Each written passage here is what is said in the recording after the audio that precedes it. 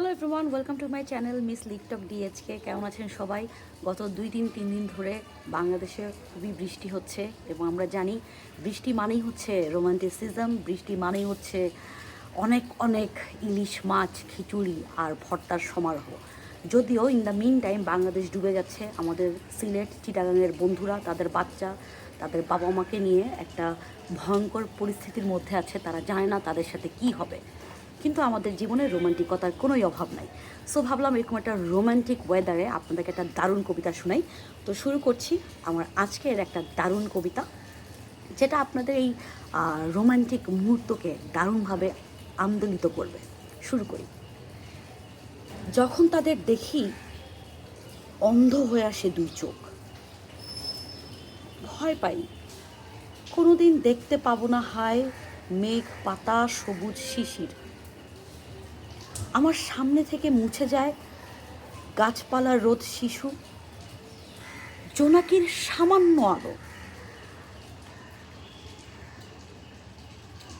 চর পড়ে নদী জুড়ে, ছায়ে ঢাকে ধান ক্ষেত, মধুমতি মেঘনার তীর। যখন তাদের দেখি মনে হয় কোনো দিন জড়িয়ে ধরিনি কাউকে। চিরকাল দিকে দিকে ঘুরেছি কবর, শুধু খুলি উঠে আসে দুই হাতে অঢেল মাটির তলদেশ থেকে। পাইনি ফুলের গন্ধ অন্ধকারে, পরিচিত শুধু ঘৃণা মহামারী জ্বর। লেলিহান লাল রক্তে চাপা পড়ে চাঁদ আর সূর্যের আকাশ।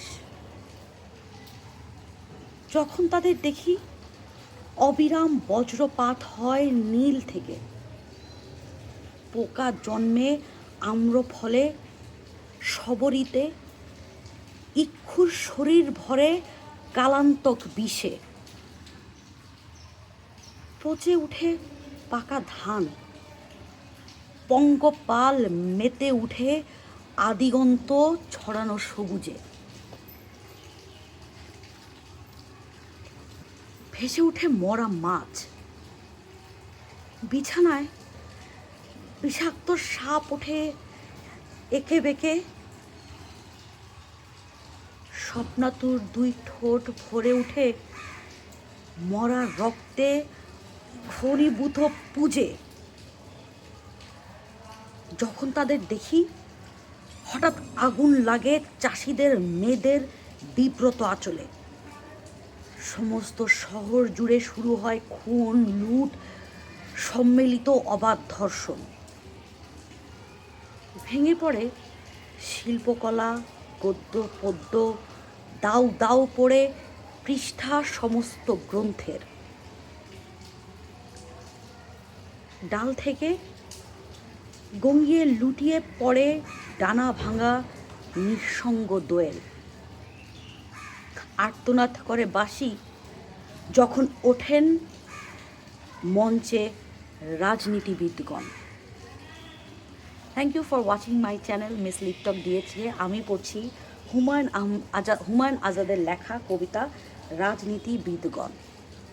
এই যে বাংলাদেশে এত বাজে অবস্থা, আমাদের যারা মন্ত্রী মিনিস্টার বা যারা এই নগরের এই দেশের দায়িত্বে আছেন, তারা কি আমাদের কথা ভাবেন?